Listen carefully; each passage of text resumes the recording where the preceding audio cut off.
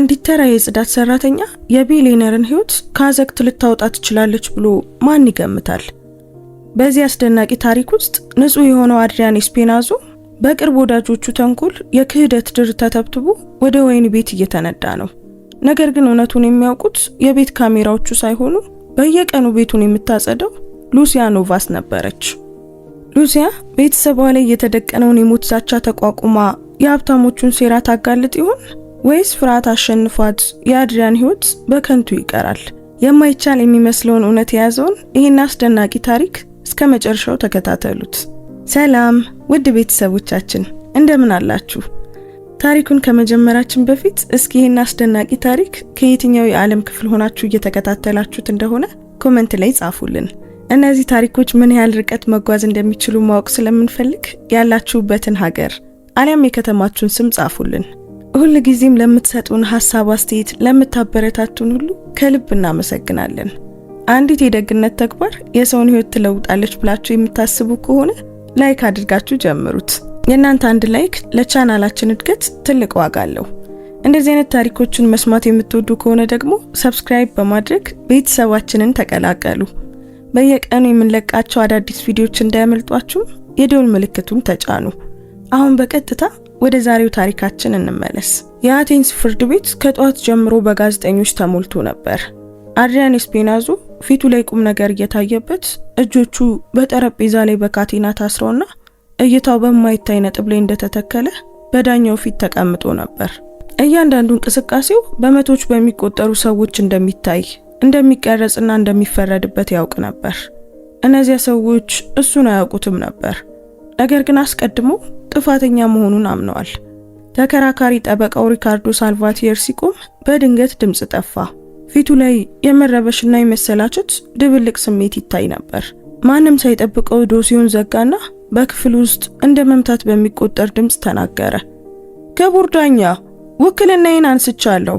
አቶ ኤስፔናዞን መከላከሌን አልቀጥልም። ታዳሚዎቹ በመገረም ሹክሹክታ ተሞሉ። አንዳንድ ጋዜጠኞች ወዲያውኑ ካሜራዎቻቸውን አነሱ። አድሪያን ግራ ተጋብቶ አንገቱን ቀና አደረገ።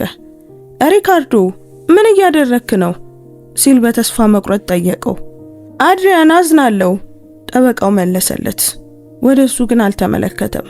ደንበኛው በማይተባበርበት ጉዳይ ላይ መቀጠል አልችልም። ቃላቱ በክፍል ውስጥ አስተጋቡ።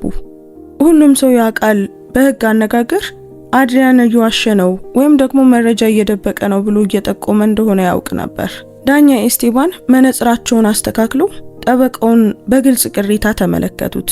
አቶ ሳልቫቲየራ፣ ይህ ከህግ ውጪ ነው። በቅድመ ችሎት መሃል ጉዳይን ጥለው እንደሚወጡ ግን ተረድተዋል? ሙሉ በሙሉ ተረድቻለሁ ክቡር ዳኛ አለ ሪካርዶ ዶሲውን እየያዘ። ቢሆንም ግን መልቀቅ አለብኝ። አድሪያን ምድር ከእግሩ ስር ስትንሸራተት ተሰማው። ከጎኑ መሆን የነበረበት ብቸኛው ጠበቃው እሱን በእስር ቤት ማየት በሚፈልግ አገር ፊት ጥሎት ሄደ። ለመቆም ለመነሳት ሞከረ፣ ነገር ግን ከጎኑ የነበረው ፖሊስ በትከሻው ላይ አጥብቆ ያዘው። በተመልካቾች መካከል አንዲት ሴት በጥልቀት ተነፈሰች። ቢጫ ዩኒፎርሟ ከመደበኛ ልብሶች መካከል ጎልታ እንድትታይ ያደረጋት ነበር። እሷ ከአንድ ዓመት በላይ በአድሪያን ቤት ውስጥ የሰራች የጽዳት ሰራተኛዋ ሉሲያ ኖቫስ ነበረች። እዚያ መሆኗን ማንም አላወቀም ነበር። በደል የተፈጸመበት ሰው ህይወት ዝርዝር ሁኔታ በአይምሯ ውስጥ ስታሰላስል እሷም ለቀናት እንቅልፍ ሳትተኛ መቆየቷን ማንም አያውቅም።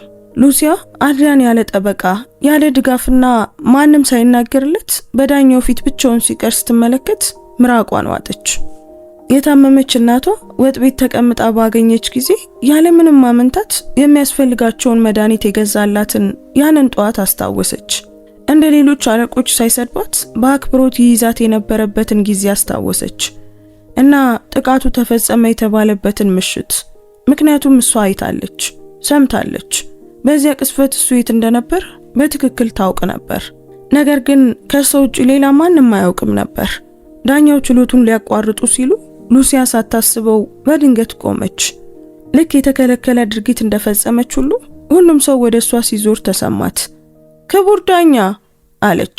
ድምጿ በራስ መተማመን ቢኖርም በውስጧ ግን ትንቀጠቀጥ ነበር። እኔ አንድ ነገር ማለት እፈልጋለሁ። ዝምታው ወዲያውኑ ሰፈነ። አንዲት የጽዳት ሰራተኛ በከፍተኛ ደረጃ ፍርድ ቤት ውስጥ ለመናገር መሞከሯ ለማንም አልገባውም ነበር። አንደኛው ፖሊስ እሷን ለማስወጣት ትዕዛዝ እንደሚጠብቅ ሁሉ በማስጠንቀቂያ ተመለከታት። ዳኛ ኤስቴባን ፊታቸውን አጠቆሩ። ወይዘሪት እርሶ ማንኖት? ስሜ ሉሲያ ኖቫስ ነው። በአቶ ኤስፔናዞ ቤት ውስጥ እሰራለሁ። አይኖቿን ሳታወርድ መለሰች። እና ጠቃሚ መረጃ አለኝ። ሹክሹክታው በኃይል ተመለሰ። በርካታ ጋዜጠኞች ንጹህ ወርቅ እንዳገኙ ሁሉ ካሜራዎቻቸውን ወደሷ አዞሩ። አድሪያን ድምጿን እንደሰማ ወዲያውኑ አወቃት እና በመገረም አይኖቹን ከፈተ። ሉሲያ እዚህ ምን እያደረግሽ ነው? ሲል በማያምን ድምጽ በሹክሹክታ ጠየቀ። እሷ ግን አልመለሰችለትም። ብትመልስለት እንደምትጠራጠር ያውቅ ነበር። እናም እሷ መጠራጠር አልነበረባትም። ዳኛው በትዕግስት ማጣት በጥልቀት ተነፈሱ። ወይዘሪት ኖቫስ፣ ይህ ከባድ የህግ ሂደት ነው። ማንም ተመልካች ያለ ፍቃድ መናገር አይችልም። ገብቶኛል ክቡር ዳኛ አለች ሉሲያ። ነገር ግን የምናገረው ነገር ሁሉንም ነገር ሊቀይር ይችላል። ነጋዴው ቤኔት ላይ ጥቃት ተፈጽሟል በሚባልበት ምሽት እኔ ከሱ ጋር ነበርኩ። የት እንደነበር በትክክል አውቃለሁ። እናም ያንን ሊያደርግ እንደማይችል አውቃለሁ። በክፍል ውስጥ ፍጹም ዝምታ ሰፈነ። አድሪያን እፎይታ ተሰምቶት አይኖቹን ጨፈነ። ግን ደግሞ በተመሳሳይ ጊዜ ደንግጦ ነበር። እሷ ችግር ውስጥ እንድትገባ አልፈለገም። ሉሲያ ከማንም በላይ እሱን በመላገሩ ፊት የመከላከል ሸክም እንዲወድቅባት አልፈለገም ነበር። ዳኛው ከፍርድ ቤት ባለስልጣናት ጋር የተጨነቀ እይታ ተለዋወጡ። ይህ አሁን ጣልቃ መግባት ብቻ ሳይሆን የጉዳዩን ሂደት ሙሉ በሙሉ ሊቀይር የሚችል ድንገተኛ ምስክርነት ነበር። ወይዘሪት ኖቫስ፣ የምትዩ እውነት ከሆነ በመሐላ መመስከር ይኖርብሻል አሉ ዳኛው። እሺ ክቡር ዳኛ፣ አደርገዋለሁ። የምደብቀው ምንም ነገር የለም አለች በጥልቀት እየተነፈሰች። አንድ ሪፖርተር በሹክሹክታ ይህ አሁን ከቁጥጥር ሊወጣ ነው አለ። እናም በእርግጥ ትክክል ነበር። ዳኛው የ20 ደቂቃ እረፍት አዘዙ። ፖሊሶች አድሪያንን ወደ ግል ክፍል ሲወስዱት፣ ሉሲያ ደግሞ ማንነቷ ወደሚመዘገብበት ክፍል ተወሰደች። ሁለት ሪፖርተሮች ቃል ለመቀበል ሊከተሏት ቢሞክሩም ጥበቃዎች መንገድ ዘጉባቸው። ቢሆንም ግን ልክ እንዳልተጠበቀ ታዋቂ ሰው ካሜራዎቹ መቅረጻቸውን ቀጥለው ነበር። ሉሲያ በብረት ወንበር ላይ ተቀመጠች። ተረብሻለች። እጆቿን አጣምራ ነበር። ልቧ በጣም ከመምታቱ የተነሳ ለራሷ ይሰማት ነበር። አልተጸጸተችም። ነገር ግን ፍርሃት እንዳደረባት መካድ አልቻለችም። ያ የሷ ዓለም አልነበረም። እሷ የፍርድ ቤት ወይም የሚዲያ ቅሌቶች አካል አልነበረችም። የሷ ህይወት ቀላል ነበር። ማጽዳት፣ እናቷን መርዳት፣ መኖር፣ አለቀ። አሁን ግን እስከ መጨረሻው ተዘፍቃለች። አንድ ጠባቂ በድንገት በሩን ከፈተው። ሊያናግሩሽ ይፈልጋሉ፣ ተከተይኝ። ሉሲያ በቀስታ ተነሳች። ከመውጣቷ በፊት በጥልቀት ተነፈሰችና ወደ ኋላ መመለስ እንደማትችል ለራሷ ተናገረች።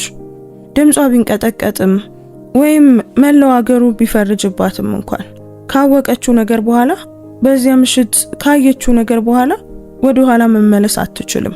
ኮሪደሩን ስትራመድ ስለ አድሪያን ደግማ አሰበች። ሁሉ ጊዜም እንዴት በአክብሮት እንደሚይዛት፣ እንዴት ዝቅ አድርጎ እንደማይመለከታት። ፖሊሶች እሱ ከተማው ማዶ በሚገኝ መጋዘን ውስጥ አርተር ብራንድን እየደበደበ ነበር በሚሉበት ሰዓት እሱ ደክሞት ወደ ቤቱ ሲገባ በገዛ አይኗ እንዳየችው አሰበች። እውነት ሊሆን የሚችልበት ምንም መንገድ አልነበረም እና ማንም የማይናገረው ከሆነ እሷ ትናገራለች። ሉሲያ በእያንዳንዱ እርምጃ ከገመተችው በላይ ወደሆነ ጥልቅ ታሪክ ውስጥ እየገባች እንደሆነ እየተሰማት ተራመደች። ይህ ደግሞ ገና ጅምር ነበር።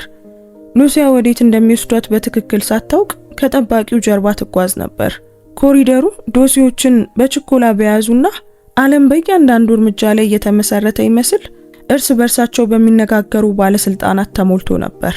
ነጭ ግድግዳ ወዳለው ትንሽ ክፍል ሲደርሱ ጠባቂው እንድትገባ ጋበዛት። በውስጡ ከጠረጴዛ ጀርባ የተቀመጡ ሁለቱም የቁም ነገር ገጽታ ያላቸው ሁለት ሰዎች ነበሩ። እባክሽ ተቀመጪ አለች አንዲት መነጽር ያደረገች ሴት ሰነዶቹን እያየች። ሉሲያ የእጆቿን መንቀጥቀጥ ለመደበቅ እየሞከረች ታዘዘች። ሊቆጧት፣ ሊጠይቋት ወይም ሊያመሰግኗት እንደሆነ አላወቀችም ነበር። በዚያ ቅስፈት ሁሉም ነገር ሊሆን ይችላል። ወይዘሪት ቫንስ ብላ ጀመረች ሴትዮዋ። ማንነትሽና ከአቶ ኢስፔናዞ ጋር ያለሽን የሥራ ግንኙነት ማረጋገጥ አለብን። በቤታቸው መስራት ከጀመርሽ ምን ያህል ጊዜሽ ነው? 1 ዓመት ከ2 ወር ሆኖኛል፣ ሉሲያ በጽኑ ድምፅ መለሰች። እና ከአቶ ቤኔት ጋር ያክስተት በነበረበት ምሽት አንቺ ከሱ ጋር ነበርሽ? ሲል ከጎን የተቀመጠው ሰው ጠየቀ። ሉሲያ ላፍታ መነታች። ጥንቃቄ ማድረግ እንዳለባት ብታውቅም ቅን መሆኑም ግን ነበረባት። ሙሉ ምሽቱን አይደለም፣ ነገር ግን እሱ መጋዘን ውስጥ አቶ ቤኔትን እየደበደበ ነው በሚሉበት ሰዓት እሱ ወደ ቤት ሲገባ አይቼዋለሁ። መቼስ በሁለት ቦታ በተመሳሳይ ጊዜ ሊገኝ አይችልም። ሁለቱ ባለስልጣናት እይታ ተለዋወጡ። ሴትዮዋ ማስታወሻ ያዘች። ይህ ምስክርነትሽ የጉዳዩን አቅጣጫ ሊቀይረው እንደሚችል ተረድተሻል እና ብዙ ጫናዎች፣ ሌላው ቀርቶ ማስፈራሪያዎች ሊገጥሙሽ እንደሚችሉ ታውቂያለሽ። ለዚህስ ተዘጋጅተሻል? አለቻት። ሉሲያ በጥልቀት ተነፈሰች። አይ ማለት ፈለገች። ለዚህ ምንም እንዳልተዘጋጀች፣ እንቅልፍ መተኛት እንኳን እንደማትችል እና ህይወቷ እስካሁን ድረስ የተወሳሰበ እንዳልነበር ልትናገር ፈለገች። ግን ደግሞ ይህ ወደ ኋላ ይመልሳታል። እሷ ደግሞ አሁን ወደ ኋላ መመለስ አትፈልግም። ተዘጋጅቻለሁ ስትል መለሰች። እውነቱን ብቻ መናገር ነው የምፈልገው። ሴትዮዋ ዶሲውን ዘጋችው።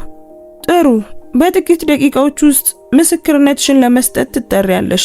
ሲጠባበቁ ሉሲያ ለእናቷ ደህና መሆኗን ለመናገር ስልኳን አነሳች። ብዙ ያመለጧት ጥሪዎችና ያልተነበቡ መልእክቶች ነበሩ። ሉሲያ የት ነሽ? መልሺ፣ ዜና ላይ አንድ ነገር አይቻለሁ፣ እባክሽ ሞኝ አትሁኚ።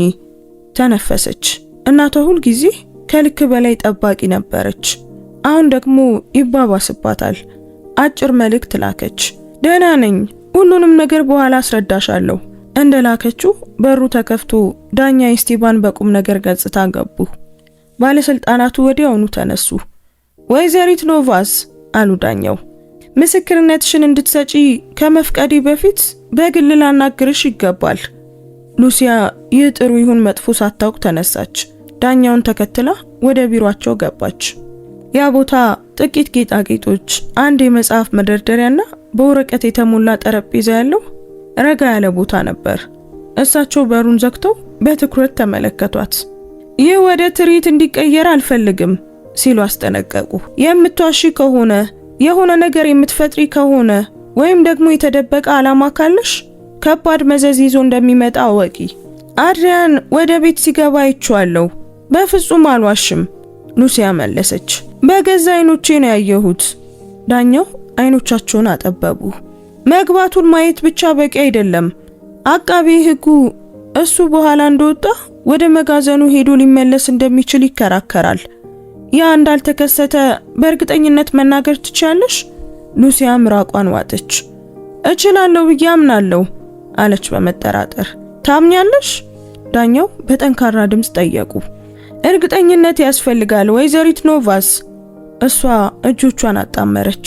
የቤቱ ካሜራዎች ጠፍተው ነበር፣ ነገር ግን ማን እንዳጠፋቸው አውቃለሁ። አድሪያን አልነበረም። ዳኛው በመገረም ቀና አለ። ታዲያ ማን ነው? 100% እርግጠኛ አይደለሁም፣ ነገር ግን ክስተቱ በነበረበት ሳምንት ያልተለመዱ እንቅስቃሴዎች ነበሩ።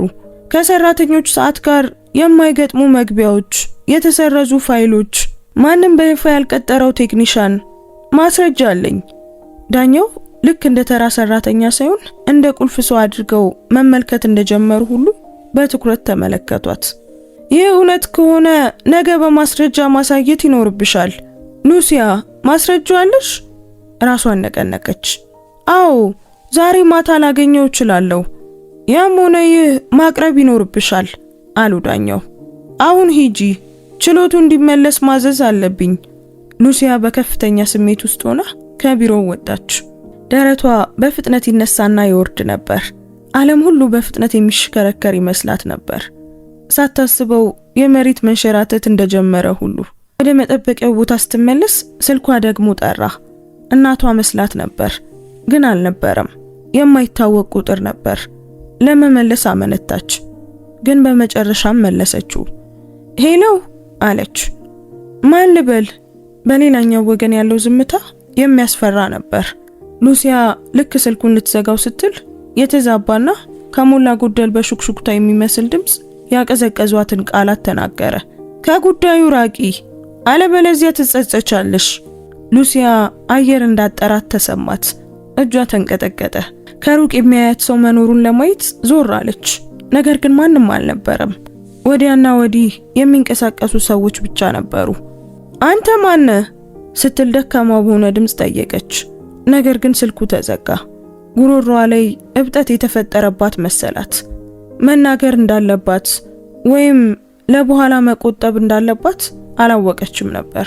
በዚያ ቅስፈት ልቧ በፍጥነት ይመታ ስለነበር ሊያማት እንደደረሰ ተሰማት። በጥልቀት ለመተንፈስ ራሷን አስገደደች። ወደ ኋላ መመለስ አልቻለችም። አይሆንም። አሁን አንድ ጠባቂ ወደ ችሎት አዳራሹ ሊመራት መጣ። ስትገባ ሪፖርተሮቹ በካሜራ ብልጭታና በጥያቄዎች ደግሞ አጠቋት። ከአድሪያን ኤስፔናዞ ጋር ምን ግንኙነት አለሽ? እሱን ለመጠበቅ ስትይዋሽሽ ነው ወይስ ገንዘብ ተቀብለሽ ነው? ቁልፍ ምስክር መሆንሽ የሚነገረው እውነት ነው? እሷ አንገቷን ደፍታ ጉዞዋን ቀጠለች።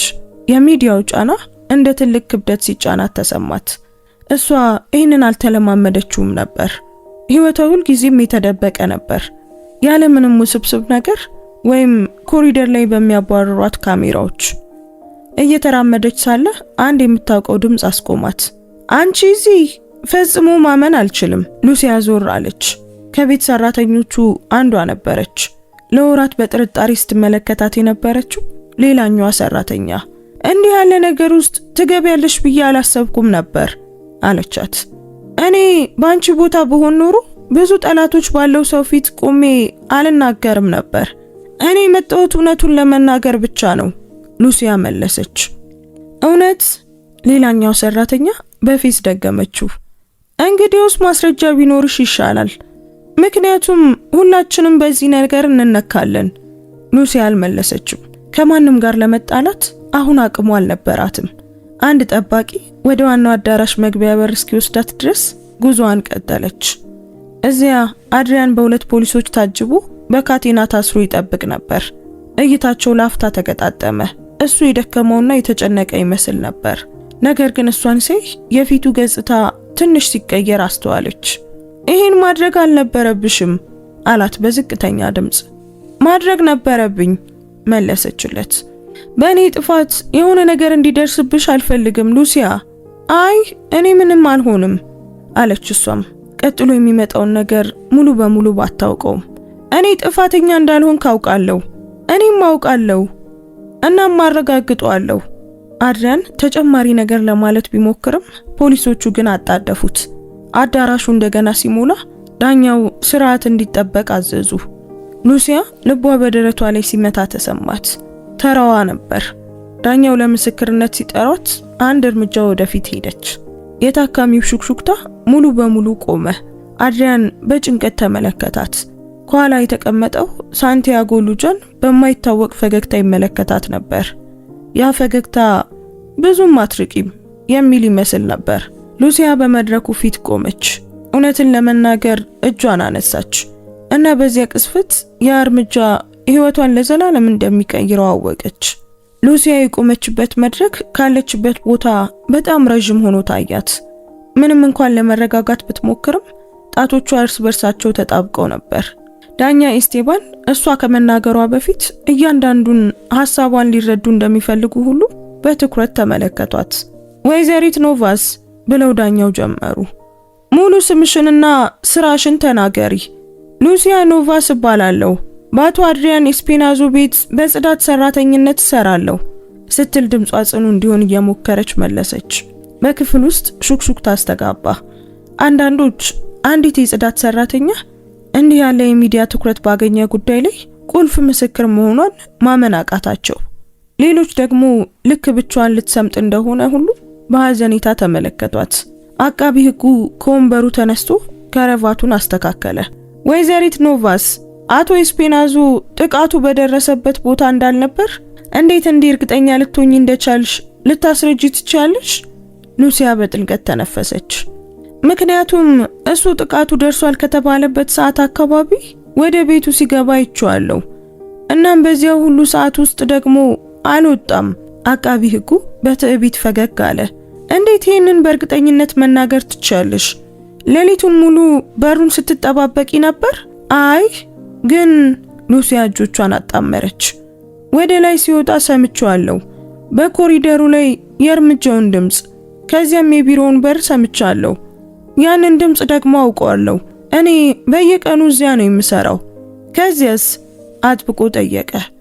ከዚያ በኋላ እኔ በታችኛው ፎቅ ላይ ስራዬን ቀጠልኩ እና እሱ ደግሞ ለተወሰነ ጊዜ ወደ ኪችን ሲወርድ ሰምቻለሁ። ደክሞት ነበር፣ ዝም ብሎ ነበር። በአቴንስ ማዶ በሚገኝ መጋዘን ውስጥ ማንንም ሊደበድብ አይችልም ነበር። አቃቤ ሕጉ አይኖቹን አጠበበ። ለምትዩ ነገር ማስረጃ አለሽ? የሆነ ቪዲዮ ወይም ፎቶ? ሉሲያ በጥልቀት ተነፈሰች። አስቸጋሪው ነገር ይህ ነበር። የደህንነት ካሜራዎቹ በዚያ ሰዓት አይሰሩም ነበር። አቃቤ ሕጉ ቅንድቡን አነሳ። እንዴት አመቺ ነው? አይ አመቺ አይደለም፣ ይልቁንም እንግዳ ነው ስትል አረመችው። ካሜራዎቹ ከጥቃቱ ጥቂት ቀናት ቀደም ብሎ ጠፍተው ነበር። እናም በምዝገባው መሰረት አንድ ሰው ከመካከለኛው ጣቢያ ደግሞ አስነስቷቸዋል። ነገር ግን እኔ ወይም ሌላ የተፈቀደለት ሰራተኛ አልነበርንም። አቃቤ ሕጉ ሊመልስ አፉን ከፈተ። ዳኛው ግን እጃቸውን አነሱ። ወይዘሪት ኖቫስ ያንን በዝርዝር አስረጂ። እንዴት እንደተነካኩ አወቅሽ? ምክንያቱም የአቶ ኢስፔናዞን ቢሮ የማጸዳው እኔ ብቻ ነኝ ስትል መለሰች። ከ2 ሳምንት በፊት ደግሞ የስርዓቱ ፊውዝ ሳጥን ላይ እንደተገደደ የሚጠቁም ምልክት አገኘው። እንዲሁም ካሜራዎቹን ለመጠገን መጣ የተባለው ቴክኒሻን በጎብኚዎች ዝርዝር ውስጥ ፈጽሞ አልነበረም። ማንም እንዳልቀጠረው አስተዋልኩ። እኔ ጠይቄያለሁ። አሁንም የበለጠ ጠንካራ ሹክሹክታ አዳራሹን ሞላው። ሰዎች አመለካከታቸውን እየቀየሩ ነበር። ምናልባትም ሉሲያን በጥቂቱ በአክብሮት ማየት ጀምረዋል። አቃቤ ሕጉ እንደገና ጣልቃ ገባ። እንግዲያውስ አንድ ሰው ካሜራዎቹን ሆነ ብሎ አጥፍቷቸዋል እያልሽ ነው? መገመት ብቻ አይደለም አለች ሉሲያ። እርግጠኛ ነኝ። በአዳራሹ ጀርባ ሳንቲያጎ ሉጃን ሳይረግብ የሚያንቀጠቅጥ እይታ እያየ ይመለከታት ነበር። ሉሲያ የሱን መገኘት እንደ ቀዝቃዛ ጥላ ሆኖ ጀርባዋን ሲነካው ተሰማት። ስለሱ ወሬዎችን ሰምታ ነበር፣ ፈጽሞ ለማመን ያልፈለገቻቸውን ነገሮች። አሁን ግን ሁሉም ነገር ትርጉም እየሰጣት መጣ። አቃቤ ሕጉ ሁኔታው እየተቀየረ መሆኑ ስላበሳጨው ጥቃት ለመሰንዘር ወሰነ። በሌላ በኩል ወይዘሪት ኖቫስ ከአቶ ኢስፔናዞ ጋር የግል ግንኙነት ነበረሽ? እውነቱን ሊያዛባ የሚችል ነገር። አዳራሹ ባልተመቹ አስተያየቶችና ሳቆች ተሞላ። አድሪያን በቁጣ አንገቱን ቀና አደረገ። ሉሲያ ፊቷ በንዴት ሲግል ተሰማት። በፍጹም ስትል መለሰች። እሱ አለቃዬ ብቻ ነው። እዚህ የመጣሁት እውነቱን እየተናገርኩ ስለሆነ ነው እንጂ ከሱ የሚፈልገው ነገር ስላለ አይደለም። ዳኛው በመዶሻው ጠረጴዛውን መቱ። ስርዓት ይከበር። ሉሲያ ያችን ሰከንድ ተጠቅማ አድሪያንን ተመለከተች። እሱ የምስጋናና የጭንቀት ድብልቅ ባለበት እይታ ተመለከታት። በሱ ጥፋት ፈጽሞ እንድትሰቃይ አልፈለገም። ነገር ግን እሷን ለማስቆም አሁን ዘግይቷል። አቃቤ ሕጉ ፈጥኖ ስልቱን ቀየረ። ወይዘሪት ኖቫስ በቤት ውስጥ የእርምጃ ድምጾችን ሰምቻለሁ አልሽ። ነገር ግን አቶ ኢስፔናዞ በኋላ እንዳልወጣ በእርግጠኝነት መናገር አትችም። እውነት አይደለ? አይደለም ስትል መለሰች። አልወጣም። ምክንያቱም ሉሲያ ለጥቂት ሰኮንዶች አመነታች። ሰዓቱ አሁን ነበር። ካለችው ለጥቃት ትጋለጣለች፣ ካላለችው ደግሞ ሁሉም ነገር ሊፈርስ ይችላል። ምክንያቱም በዚያ ምሽት የኋለኛውን በር የሰዓት መመዝገቢያም ፈትሻለሁ ስትል አመነች። እና ጠፍቶ ነበር።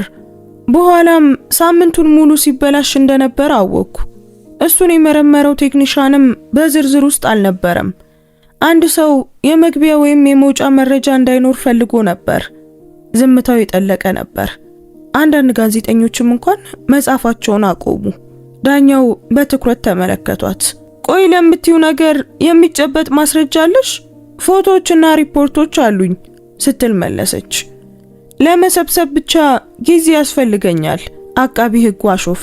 ክቡር ዳኛ፣ ይህ የማይረባ ነገር ነው። 1 ሚሊዮነርን ለማዳን አንዲት የጽዳት ሰራተኛ ያለምንም መሰረት ቲዮሪዎችን እንድትፈጥር እየፈቀድን ነው። ሉሲያ ቁጣ እስከ ጉሮሮዋ ድረስ ሲመጣ ተሰማት። ምንም ነገር እየፈጠርኩ አይደለም። ማስረጃውን ከፈለጉ ነገ አመጣዋለሁ። ነገር ግን የማውቀው ነገር በዚያ ምሽት አቶ ኤስፔናዞ ቤቱ እንደነበረ ነው።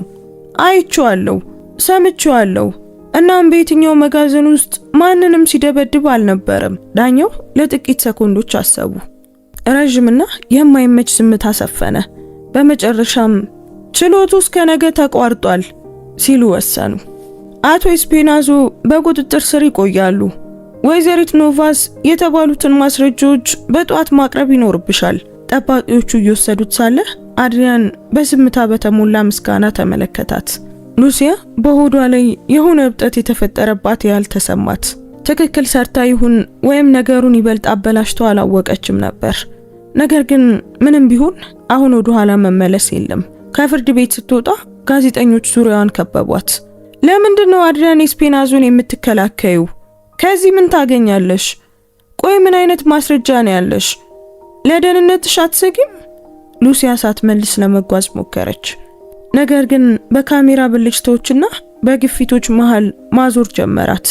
በዚያ ቅስፈት ነበር አንድ የምታውቀውን ድምጽ የሰማችው። ሉሲያ፣ ቆይ ምን እያደረግሽ ነው? እናቷ ማሪያ ነበረች። ፊቷ በጭንቀት ተሞልቶ ወደሷ እየቀረበች ነበር። ልክ ስታለቅስ እንደነበር ሁሉ አይኖቿ በእንባ ረጥበው ነበር። እማዬ፣ እኔ እውነቱን ብቻ ነው የተናገርኩት። ሉሲያ በሹክሹክታ መለሰች። እውነት ትልቅ ችግር ውስጥ ሊከትሽ ይችላል። ማሪያ መለሰች። ያ ሰው በጣም አደገኛ ጠላቶች አሉት። አንቺ ስታጋልጫቸው እነሱ ዝም ብለው የሚመለከቱሽ ይመስልሻል? ሉሲያ አንገቷን ደፋች። ማሪያ ትክክል መሆኗን አውቃለች። ነገር ግን ያየችውን ነገር ደግሞ ችላ ማለት አልቻለችም። ዝም ብዬ መቆየት አልቻልኩም እማዬ፣ እንግዲህ አሁን ገብተሽበታል አለች ማሪያ። እንዴት ከዚህ እንደምትወጪ ነው ያላውቅም። ልክ በዚያ ቅስፈት የሉሲያ ስልክ ደግሞ ጠራ። ከማይታወቅ ቁጥር የመጣ መልእክት በስክሪኑ ላይ ታየ። አስጠንቅቀንሻል። ደሟ በረዶ ሆነ። ለመደበቅ ብትሞክርም እናቷ የፊቷን ገጽታ አየች። ምንድነው ሉሲያ ስትል ጠየቀቻት። ሉሲያ ራሷን በመነቅነቅ አይ ምንም አይደለም አለች። ግን ነበር። እንዲያውም ገና ጅምሩ ነበር። እስከዚህ ሰዓት እየተመለከታችሁ ከሆነ ኮሜንት ላይ ሉሲያ እያላችሁ ጻፉልኝ። ወደ ታሪኩ እንመለስ። ሉሲያ በዚያው ምሽት እንቅልፍ ባይኗ አልዞረም ነበር። እናቷ ጎን ባለው ክፍል ውስጥ ተኝታ ሳለ እሷ ግን ስልኩ በማንኛውም ሰዓት ሊፈነዳ እንደሚችል ሁሉ ወጥ ቤት ጠረጴዛ ላይ ተቀምጣ ትመለከተው ነበር። ከፍርድ ቤት ስትወጣ የደረሰባትን መልእክት ባሰበች ቁጥር በጀርባዋ ላይ ቅዝቃዜ ተሰማት። ከሁሉም ነገር በስተጀርባ ትልቅ ነገር እየተንቀሳቀሰ እንደሆነ ይሰማት ነበር። ሙሉ በሙሉ ማየት ባትችልም ግን ጥሩ ነገር እንዳልሆነ ታውቅ ነበር። ለስራ የምትጠቀምበትን አሮጌ ኮምፒውተሯን አበራች እና በቤት ውስጥ ያነሳቻቸውን ፎቶዎች የያዘውን ዶሴ ከፈተች። ብዙ አልነበሩም፣ ግን አንዳንዶቹ ወሳኝ ነበሩ። የተከፈተው የፊውዝ ሳጥን ምስል፣ ሌላው ደግሞ በብሎኖቹ ላይ ያሉት ምልክቶች፣ እንዲሁም የጠፋው ሰዓት መመዝገቢያ። ፎቶዎቹን ያነሳችው እንግዳ ስለመሰላት እንጂ አንድ ቀን በፍርድ ቤት ማስረጃ ይሆናሉ ብላ አስባ አልነበረም። ፋይሎቹን ስትመለከት ጉሮሮዋ ላይ እብጠት ተሰማት። ልትረሳቸው የፈለገቻቸው ነገሮች ነበሩ። አሁን ግን ሁሉንም ነገር ማስተዋወስ ነበረባት። በተለይም በዚያ ምሽት ያየችውን። ከጥቂት ሰዓታት በኋላ በጭካኔ ወንጀል እንደሚከሰስ ሳይገምተው አድሪያን ደክሞት ወደ ቢሮ ሲራመድ አሰበች። ለረጅም ጊዜ የሚኖረው የመጨረሻው ሰላማዊ ምሽት መሆኗን ሳያውቅ በደከመ ስሜት ሰላም እንዳላት አስታወሰች። የስልኳ ጥሪ ከሐሳቧ ወጣት። አዲስ መልእክት ነበር። በዚህ ጊዜ ግን ማስፈራሪያ አልነበረም። እናቷ ነበረች። ነቅተሻል? ድምጽ ሰምቼ ነው። ሉሲያ ተንፍሳ ደህና ነኝ፣ ጥቂት ነገሮችን እያየው ነው ስትል መለሰች። ፎቶቹን ወደ ፍላሽ ገለበጠችና የቤት ዕቃ ውስጥ ባለ ክፍተት ደበቀችው። የራሷን ላፕቶፕ ጨምሮ ማንንም አታምንም ነበር። በውስጧ የሚሰማት ነገር ቢኖር ሳንቲያጎ እሷ እንደጠረጠረችው በዚህ ውስጥ እጁ ካለበት አንዲት ተራ የጽዳት ሰራተኛ በቀላሉ እንድታጋልጠው አይፈቅድም ነበር። በሚቀጥለው ቀን ወደ ፍርድ ቤት ከመሄዷ በፊት እናቷ ከበሩ ስር እጆቿን አጣምራ በጭንቀት ስትመለከታት ሉሲያ ቡና አዘጋጀች። ተረጋግቻለሁ ብዬ አልዋሽም አለች ማሪያ። ምን ውስጥ እየገባሽ እንደሆነ አታውቂም። እኔ ዝም ካልኩማዬ አድሪያን ሳይበድል ለአመታት እስር ቤት ይቆያል።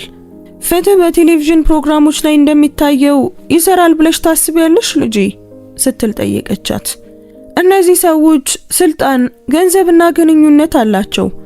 አንቺ ግን ቤት የምታጸጂ ተራ ሰራተኛ ብቻ ነሽ። ሉሲያ ምራቋን ዋጠች። ቢሆንም ግን ወደ ኋላ አላፈገፈገችም። ልክ ነሽ። እኔ ቤቶችን የማጸዳ ተራ ሰራተኛ ስለሆንኩ ነው ማንም እናገራለሁ ብሎ ያልጠበቀው። ይህ ደግሞ ሊረዳ ይችላል። ማሪያ ራሷን በመነቅነቅ ልጄ፣ እኔ ብቻ በኋላ እንድታለቅሽ አልፈልግም። ያ ሳንቲያጎ የተባለው ሰው አደገኛ መሆኑ ያስታውቃል። ሉሲያ የሳንቲያጎን ቀዝቃዛና ሁሉንም ነገር የሚረዳ የሚመስል እይታ አስታወሰችና ቅዝቃዜው ተሰማት። አውቃለሁ ማዬ አለች ሉሲያ፣ ግን በእጅ ያለውን ነገር ማወቅ የለበትም። ማሪያ ቀርባ እጆቿን ያዘቻት። እባክሽ ተጠንቀቂ ልጄ። ሉሲያ ራሷን ነቀነቀች። ግን ቢሆንም ምንም አይነት ቃል መግባት አልቻለችም። ከህንጻው ስትወጣ አንድ እንግዳ ነገር አስተዋለች። አንዲት ጥቁር መኪና መግቢያው ፊት ለፊት ቆማ ነበር። ትላንት ያየቻት ያው መኪና ነበረች። ነገር ግን በዚህ ጊዜ ለመደበቅ አልሞከረችም። የመኪናውን ነጂ ማንነት በጨለማው ምክንያት አይታይም ነበር። እሷ የህንጻውን በር ስትዘጋ መኪናው እንድታያት በፈለገ ሁኔታ በቀስታ ተነሳች። ሉሲያ በጥልቀት ተንፍሳ ወደ ኋላ ሳትመለከት ወደ ፍርድ ቤት ጉዞዋን ቀጠለች። ሳንቲያጎ ይሁን ወይም በሱ የተላከ ሰው አላወቀችም። ነገር ግን ፍርሃቷን ማሳየት አልፈለገችም። ፍርድ ቤት ስትደርስ አካባቢው ከትላንቱ ይልቅ በግርግር ተሞልቶ ነበር። ጋዜጠኞቹ ሌላ ፍንዳታ ያለበት ወቅት የሚመጣ ይመስል በጉጉት ይጠባበቁ ነበር። ባዩት ጊዜ ወደ እሷ ተሯሯጡ። አዲስ ማስረጃ ይዘሻል? ካሜራዎቹ እንደተነኩ የሚገለጸው እውነት ነው? ከጠፋው ቴክኒሻን ጋር ምን ግንኙነት አለሽ? እየዛቱብሽ ነው? ሉሲያ ጥርሷን ነክሳ ምንም ቃል ሳትናገር በመካከላቸው አልፋ ሄደች። ልቧ በጣም ሲመታ ይሰማት ነበር። ነገር ግን የፊቷን ገጽታ ላለመቀየር ትሞክራለች። ህንጻ ውስጥ ስትገባ በአድሪያን ቤት የምትሰራ አንዲት ሰራተኛ መንገድ ዘጋችባት። ተመልከቱ ማን እንደመጣች፣ የኛ ጀግና አለች ሴትዮዋ በመሳለቅ። በዚህ ውስጥ እንዳትገቢ ነግሬሽ ነበር ሉሲያ። አሁን ሁሉም ሰው ይፈልግሻል። ደስ ይበልሽ። እኔ ትኩረት አልፈለኩም ሉሲያ መለሰች። እውነቱን መናገር ብቻ ነው የምፈልገው። እውነቱን አይደል? በፌዝ ደገመችው። እውነቱ አንቺ ብቻሽን ትሰምጫለሽ። ስትሰምጪ ደግሞ ሁላችንንም አብረሽ ትጎትችናለሽ። ሉሲያ ሳትመልስ አልፋት ሄደች። እሷ አሁን ለሞኝነት ጊዜ አልነበራትም። ጠባቂው ማስረጃውን ወደምታስረክብበት የግል ክፍል መራት። ፍላሹና የታተሙ ሰነዶችን ስታዘጋጅ ኮሪደሩ ላይ የምታውቃቸውን ድምጾች ሰማች። የአንድ ወንድ ድምጽ እንድትናገር መፍቀድ አልነበረብህም አለ። ሉሲያ ወዲያውኑ የሳንቲያጎን ድምጽ አወቀችው። ላግዳት አልቻልኩም ሲል የሪካርዶ ሳልቫቴራ ድምጽ መለሰ። እናም በዚህ ምክንያት ስራዬን አደጋ ላይ መጣል አልፈልግም። ሉሲያ በሩን ሳትከፍት በቀስታ ተጠጋች። በግልጽ ትሰማ ነበር። ስራ ብቻ አይደለም ሊያሳስበው የሚገባው፣ ሳንቲያጎ በቀዝቃዛ ድምጽ ተናገረ። ያቺ ሴት ነገ አፏን ከከፈተችና ዳኛው ካመናት እሱ ብቻ አይደለም የሚያበቃለት፣ አንተም ጭምር ነህ። የምታደርገውን ነገር መቆጣጠር እንደማልችል ነግሬሃለሁ ሲል ሪካርዶ መለሰ። ውሳኔውን የወሰነችው ራሷ ናት። እኔ ከዚህ ጋር ምንም ግንኙነት የለኝም፣ ግን ዝምታ ጠቃሚ ነበር አለ ሳንቲያጎ። ነገም እንዲሁ እንደሚሆን ተስፋ አደርጋለሁ። አስጨናቂ ዝምታ ሰፈነ። ሉሲያ ሆዷ ሲገላበት ተሰማት። ከዚያም የሪካርዶ ድምጽ ዝቅ ብሎ ተሰማ። እኔ ካንተ ጋር ችግር አልፈልግም፣ ከዚህ መውጣት ነው የምፈልገው።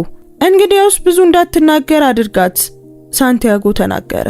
እሷ አድሪያን መጋዘን ውስጥ እንዳልነበር ካረጋገጠች እኔ ከባድ የሆነ ነገር ማድረግ ይኖርብኛል። ሉሲያ ልቧ እየመታ ወደ ኋላ ፈገፈገች። እጆቿ ይንቀጠቀጡ ነበር። ሳንቲያጎ ራሱን ለመከላከል እየሞከረ አልነበረም። አንዳችም ነገር አልካደም። እንዲያውም እንቅፋት የሚሆንበትን ማንኛውንም ሰው ለማጥፋት ተዘጋጅቶ ነበር። ጠባቂው በሩን ሲከፍት የገረጣችውን አገኛት። ደህና ነሽ ሲል ጠየቃት። አዎ፣ ይህንን ማስረከብ ብቻ ነው የምፈልገው። ከጥቂት ደቂቃዎች በኋላ ሉሲያ ባለስልጣናቱ መረጃ የሚመረምሩበት ክፍል ደረሰች። ፍላሹን፣ ፎቶዎቹንና ያገኘችውን መረጃ የሚገልጽ አጭር ሪፖርት ሰጠቻቸው። ይህ ሁሉ ይመረመራል አለ ባለስልጣኑ። በቂ ከሆነ የጉዳዩን አቅጣጫ ሊቀይረው ይችላል። ሉሲያ አፏ ቢደርቅም ራሷን በመስማማት ነቀነቀች። እውነተኛው ትግል የሚጀምረው ዳኛው ይዘቱን ሲመለከቱ እንደሆነ ታውቅ ነበር። ነገር ግን ሳንቲያጎም እጁን አጣጥፎ እንደማይቀመጥ ታውቃለች። ከክፍሉ ስትወጣ አድሪያን በሁለት ፖሊሶች ታጅቦ ሲገባ አየችው። እሷን ሳይ አይኖቹ በእፎይታና በጭንቀት በሩ። ሉሲያ ደህና ነሽ ሲል ጠየቃት። ፖሊሶቹ ከሷ ጥቂት ሜትሮች ሲቀሩ አቆሙት። ደህና ነኝ ስትል መለሰች። ማስረጃዎቹን አስረክቤያለሁ። አድሪያን ትልቅ ሸክም እንደወረደለት ሁሉ በረጅሙ ተነፈሰ። ይህንን ሁሉ ግን ማድረግ አልነበረብሽም። አይ ማድረግ ነበረብኝ አለች። እንዲህ ያለ ጉዳት እንደማታደርስ አውቃለሁ። እዛ አይቼሃለሁ። በዚያ ምሽት ቤት ነበርክ። አድሪያን አንገቱን ደፋ። ነገር ግን ተጨማሪ ነገር ከመናገሩ በፊት ሉሲያ ጥቂት ሜትሮች ርቆ ሳንቲያጎን በሚያስፈራ ፈገግታ ሲመለከታቸው አየች። ያ ፈገግታው ገና አልጨረስኳችሁም የሚል ይመስል ነበር። ሉሲያ ምራቋን ዋጠችና ወደ ፍርድ ቤቱ አዳራሽ ለመሄድ ራሷን አስገደደች። አሁን አድሪያንን መከላከል ብቻ ሳይሆን ሚስጥራቸው እንዳይወጣ ማንኛውንም ነገር ከሚያደርጉ ሰዎች ጋር እየታገለች ነበር። ችሎቱ በጥቂት ሰዓታት ውስጥ ይቀጥላል። ነገር ግን አድሪያን ምን እንደሚጠብቀው አያውቅም ነበር። ፖሊሶቹ ወደ ፍርድ ቤቱ ማቆያ ክፍል ከወሰዱት በኋላ መስኮት በሌለው ቀዝቃዛና ጸጥ ባለ ትንሽ ክፍል ውስጥ እንዲቀመጥ አደረጉት። ከመዘዋወሩ በፊት ያለ እረፍት መስሎት ነበር። ነገር ግን በሩ ሳይጠበቅ ተከፈተ። የገባው ሰው አስደነገጠው። ሳንቲያጎ ሲል አድሪያኖ ፊቱን አጨማዶ በሹክሹክታ ተናገረ። ሳንቲያጎ ሉጃን በሩን ዘግቶ ልክ ጊዜ እንዳለው ሁሉ በቀስታ ተጠጋ። ግራጫማ አይኖቹ የእያንዳንዱን ሰከንድ ጭንቀት የሚደሰቱ ይመስሉ ነበር። ሰላም አድሪያን አለ በለስላሳ ድምፅ። ምን አይነት ግርግር ውስጥ እንደገባ ተመልከት። እዚህ ምን ታደርጋለህ? አድሪያን ለመረጋጋት እየሞከረ ጠየቀው። ሳንቲያጎ እጆቹን ኪስ ውስጥ ከቶ ጥቂት እርምጃዎችን ተራመደ። እንዴት እንደሆንክ ለማየት ብቻ ነው የመጣሁት። ደግሞም ለብዙ ዓመታት አብረን ሰርተናል። ስለ ደህንነትህ ያሳስበኛል። አድሪያን ጥርሱን ነከሰ። በዚህ አትጀምር። የሚሉትን ነገር እንዳልሰራው ታውቃለህ። ሳንቲያጎ ሳቀ። ደረቅ ሳቅ። በእርግጥ አውቃለሁ፣ ነገር ግን ያ ማለት ለጥፋቱ ተጠያቂ አትሆንም ማለት አይደለም። አድሪያን በጀርባው ላይ ቅዝቃዜ ተሰማው። ሳንቲያጎ ያንን የተናገረው በጣም ተራ ነገር እንደሆነ ሁሉ ነበር። አንተ ነህ ሲል አድሪያን ራሱን መቆጣጠር አቅቶት ተናገረ። ይህንን ሁሉ ያቀነባበርከው አንተ ነህ ሳንቲያጎ። ሳንቲያጎ ቅንድቡን አነሳ። ምን አይነት ቀጥተኛ ነገር ነው? ይህንን ባህሪህን ናፍቄው ነበር። አድሪያን አንድ እርምጃ ወደፊት ሄደ። መልስልኝ። ሳንቲያጎ ከመናገሩ በፊት በቀዝቃዛ ሁኔታ ተመለከተው። ያንተ መጎዳት እኔን እንደሚጠቅመኝ ሌሎች ሰዎችንም ይጠቅማል። አድሪያን ተረበሸ። ቤኔት፣ እሱ ከዚህ ጋር አብሮ መሆን አለበት። የሳንቲያጎ ዝምታ ከማንኛውም መልስ በላይ ገላጭ ነበር። ቤኔትን የደበደቡት ሆነ ብለው በእኔ ላይ ለማሳበብ ነው። አድሪያን አጥብቆ ተናገረ። ያንን ያደረጋችሁት ቤኔት ተግባራዊ ሰው ነው ሲል ሳንቲያጎ እጆቹን ወደ ላይ አንስቶ መለሰ። ጥቃት እንደደረሰበት ማስመሰል አንተ የወሰድክበትን ኮንትራቶች መልሶ የሚያስገኝበት ከሆነ ውሳኔውን ወስኗል። እኔ ደግሞ እቅዱ የተሻለ እንዲሆን ረድቻለሁ። አድሪያን ሊገለጽ የማይችል ጭንቀት ተሰማው። አንተ ጤነኛ አይደለህም። አይ አድሪያን አረመው። እኔ ባለምኞት ነኝ። በሁለቱ መካከል ሰፊ ልዩነት አለ። አድሪያን በመስታወቱ መስኮት በኩል ከሚመለከቱት ፖሊሶች ባሻገር ይበልጥ ተጠጋው። ስለ ሉሲያስ ምን ትላለህ? በቁጣ ጠየቀ። እሷ ምንም ግንኙነት የላትም፣ ተዋት። ሳንቲያጎ በጭካኔ ፈገግ አለ። ኦ ሉሲያ፣ ያልተጠበቀችው ጀግና። በማይገባት ነገር ውስጥ መግባቷ በጣም ያሳዝናል። ወለሏን እያጸዳች በሰላም መቀጠል ትችል ነበር፣ ግን አልሆነም። አሁን መርማሪ ሆና መጫወት ፈልጋለች። አድሪያን ደሙ ሲፈላ ተሰማው። ጉዳት ብታደርስባት ምን ትደበድበኛለህ ወይስ ትከሰኛለህ? ሳንቲያጎ እየሳቀ አቋረጠው። አድሪያን ራስህን እስኪ ተመልከት። ምንም ማድረግ አትችልም። ያለ ፍቃድ ከዚህ ክፍል እንኳን መውጣት አትችልም። አድሪያንን በረዳት አልባነት ተመለከተው። ሳንቲያጎ ወደሱ ጠጋ አለ። አንድ ምርጥ ምክር ልስጥ ጓደኛዬ። ያቺ ልጅ በህይወት እንድትቆይ ከፈለክ ማውራቷን እንድታቆም አድርጋት። አድሪያን በጥላቻ ተመለከተው። ያንን አላደርግም። እንግዲያውስ ለሚሆነው ነገር ተጠያቂው አንተ ነህ። ሳንቲያጎ ትከሻውን እየሰበቀ ተናገረ። አስብበት። በሩን በቀስታ መተውና ፖሊሶች ገቡ። ሳንቲያጎ ልክ የማይታይ ጦርነትን እንዳሸነፈው ሁሉ በርካታ ስሜት ወደ ኋላ ሳይመለከት ወጣ። አድሪያን እጆቹ እየተንቀጠቀጡ ወንበሩ ላይ ተቀመጠ። ስለ ራሱ ህይወት ፍርሃት ተሰምቶት አያውቅም ነበር። አሁን ግን ስለ ሉሲያ ፈራ። ነገሩ በዚህ መልኩ እንዲያልቅ ፈጽሞ መፍቀድ አይችልም። ይህ በእንዲህ እንዳለ ሉሲያ ከሚቀጥለው ምስክርነቷ በፊት ትንሽ ሰላም ፍለጋ ፍርድ ቤት ወጥ ቤት ውስጥ ነበረች። ማስረጃዋን የተቀበላት ባለስልጣን ስለ ድፍረቷ ቢያመሰግናትም በኮሪደሮች ላይ ብቻዋን እንዳትንቀሳቀስ መክሯታል። እሷ ባቀረበችው ነገር ሁሉም ሰው ደስተኛ አልነበረም። ሉሲያ የውሃ ጠርሙስ ከፍታ ለመረጋጋት ሞከረች። ነገር ግን ስልኳ ደግሞ ጠራ። ሌላ የማይታወቅ መልእክት፣ የመጨረሻ ማስጠንቀቂያ። በከባድ ትንፋሽ አይኖቿን ጨፈነች። ጭንቀቱ ሊቆጣጠራት እንደሚፈልግ ተሰማት። ነገር ግን ቆራጥ ሆና ለመቆየት ራሷን አስገደደች። አትሸነፍም። ወደ መውጫው ስትራመድ እጁ ላይ ብዙ ሰነዶች ከያዘ ሰው ጋር ልትጋጭ ደረሰች። ይቅርታ፣ ደህና ነሽ ሲል ጠየቃት። አዎ ደህና ነኝ፣ ይቅርታ አላየሁትም። ሰውየው ልክ የሆነ ቦታ የሚያውቃት ይመስል በጉጉት ተመለከታት። ትላንት የመሰከርሽው ሰራተኛ ነሽ አይደል? በአድሪያን ኤስፔናዞ ቤት የምትሰሪው? ሉሲያ በጥንቃቄ ራሷን ነቀነቀች። እኔ የፍርድ ቤቱ የፋይናንስ ሰነዶች ተንታኝ ነኝ ሲል ሰውየው ገለጸ። አሁን ያቀረብሻቸውን ወረቀቶች መርምሬያቸው ነበር እና ማየት ያለብሽ ነገር አለ። ሉሲያ ፊቷን አጨማደደች። ምን አገኙ? ሰውየው ከመናገሩ በፊት ወዲያና ወዲህ ተመለከተ። ያቀረብሽው የባንክ ሰነድ ከአንድ ድርጅት የተላከ ጥርጣሬ ያለበት የገንዘብ ዝውውርን ያሳያል። ዶሴውን ተመለከተ። ሂንግስ የሚባል። ሉሲያ ሆዷ ተገላበጠ። ሳንቲያጎ ሉጃን? አዎ ይመስላል ሲል ተንታኙ አረጋገጠ። እና በቤኔት ላይ ጥቃት በደረሰበት ቀን ከአንድ ደላላ ጋር የተደረገ ክፍያ አለ። ይህ ከተረጋገጠ ያንን ጥቃት አንድ ሰው በገንዘብ እንደረዳው ማረጋገጥ ይቻላል። ሉሲያ በእጇ የያዘችውን ጠርሙስ አጠነከረች። እነዚያን ሰነዶች ማየት እችላለሁ? ተንታኙ አመነታ። ኮፒዎቹን ልሰጥሽ አልችልም፣ ግን ፍንጭ ልሰጥሽ እችላለሁ በሹክሹክታ ተናገረ። በቤት ውስጥ ያሉትን አሮጌ ፋይሎች ፈልጊ። እዚያ ያየሁት እውነት ከሆነ አንድ ሰው ለ4 ወራት ያህል በአድሪያን ኤስፔናዞ ጀርባ ገንዘብ ሲያንቀሳቅስ ነበር። ይህ ደግሞ ብዙ ነገሮችን ያብራራል። ሳንቲያጎ ሉሲያ ዝም እንድትል ለምን በጣም እንደፈለገ ያብራራል። ምናልባት የድርጅቱን ገንዘብ ለመውሰድ ወይም ህገወጥ ስራዎችን ለመደገፍ ተጠቅሞበት ሊሆን ይችላል። ሉሲያ ራሷን ነቀነቀች። አመሰግናለሁ፣ ይህ በጣም ይረዳኛል። ተጠንቀቂ ሲል ተንታኙ አስጠነቀቀ። እነዚህ ሰዎች መሸነፍን የሚቀበሉ አይነት አይደሉም። እሷም ያንን ታውቃለች። በሳንቲያጎ እይታ ውስጥ ያ ተሰምቷታል። በዚያ ምሽት አድሪያን አጭር ጥሪ ለማድረግ ፈቃድ አገኘ።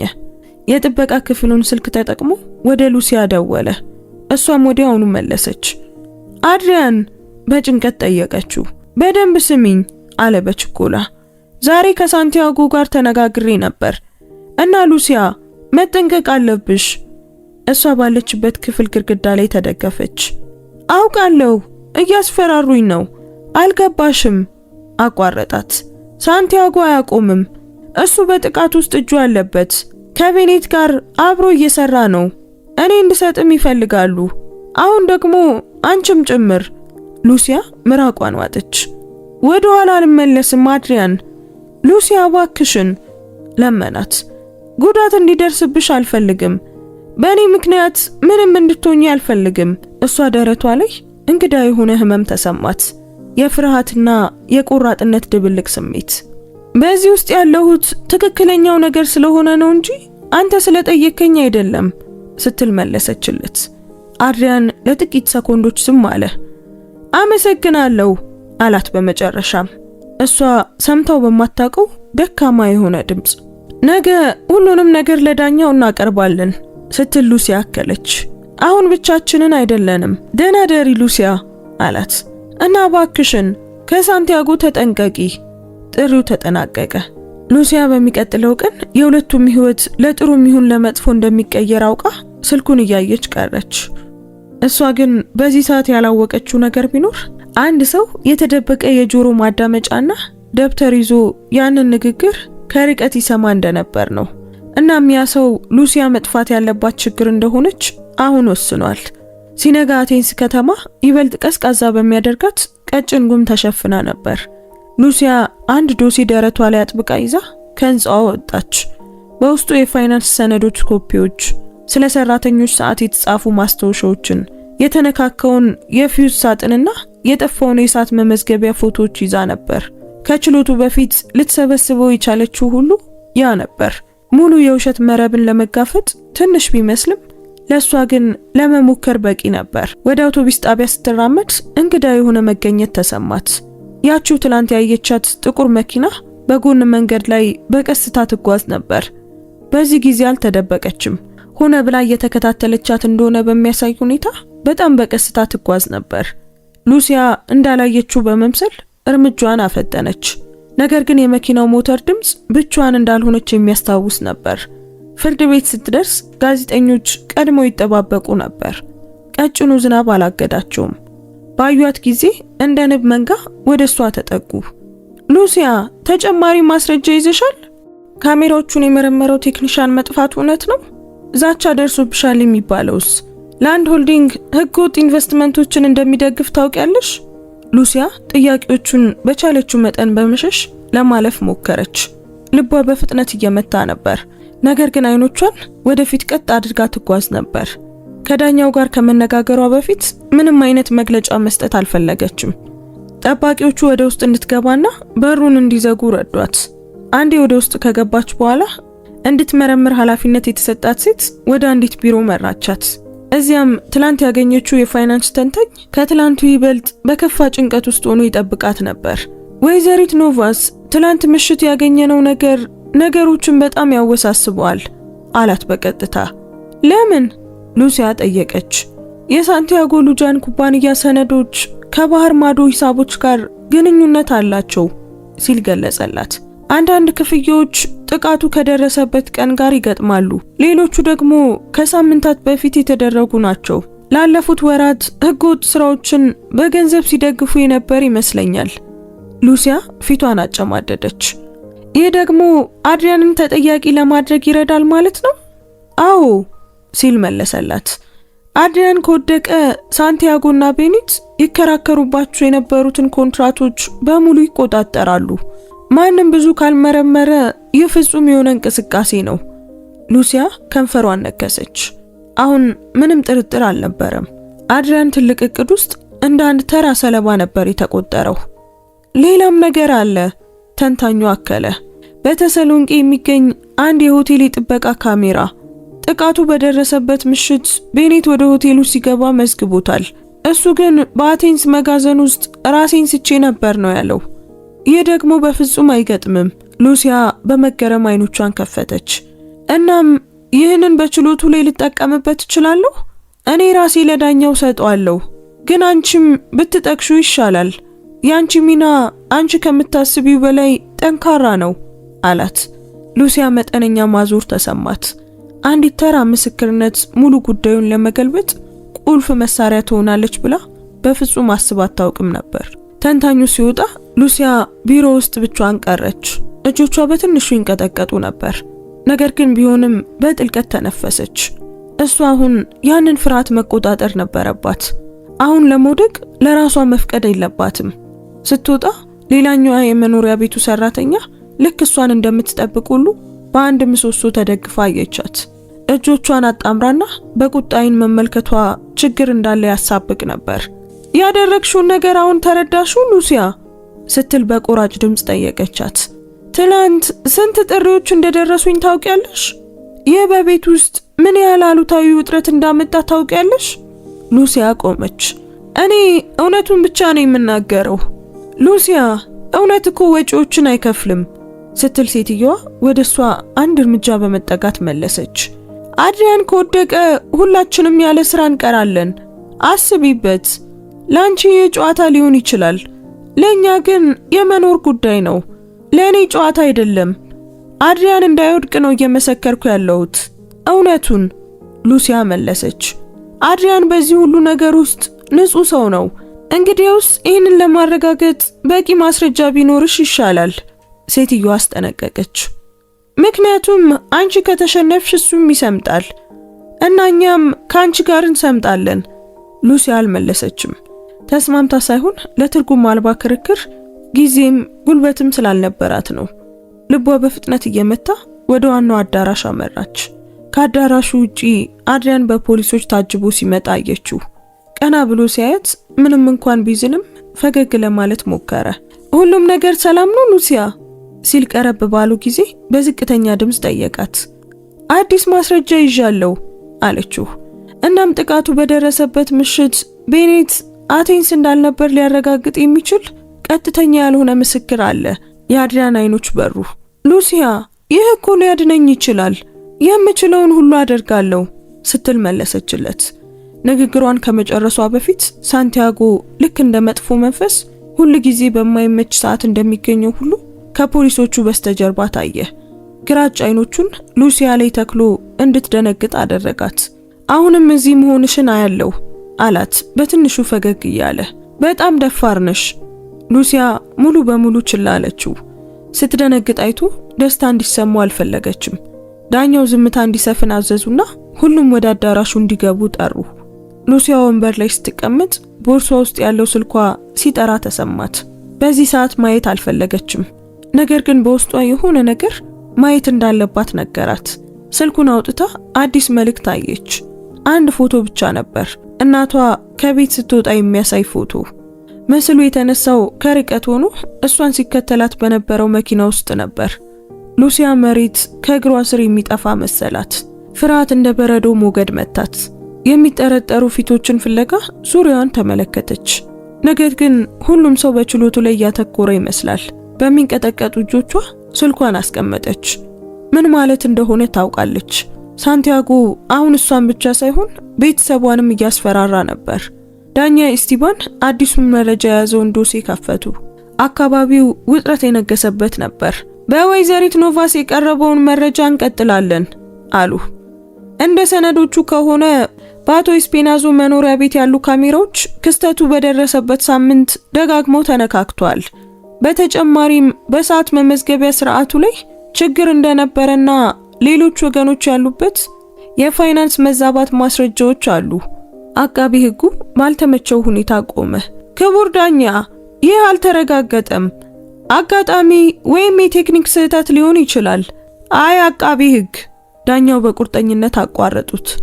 አይደለም፣ ይህ ማስረጃ የታቀደና የተቀናጀ ሴራ መሆኑን ያሳያል። አሁን ደግሞ የአቶ ቤኔትን የመከላከያ ነጥብ የሚቃረን አንድ ሪፖርት አለን። የሹክሹክታ ድምጾቹ እየጠነከሩ ሄዱ። ዳኛው ቀጠሉ።